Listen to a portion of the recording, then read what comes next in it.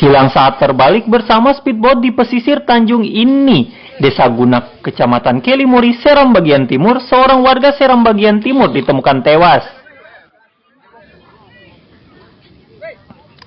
Said Latu, warga Haruru, Kecamatan Amahai, Maluku Tengah ini ditemukan di pesisir Desa Kumator, Kecamatan Seram Timur atau sekitar 5 km dari lokasi kejadian.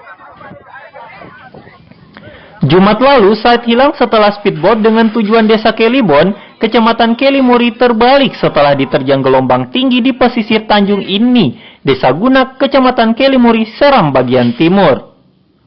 Dalam peristiwa tersebut, 7 orang selamat dan 1 hilang.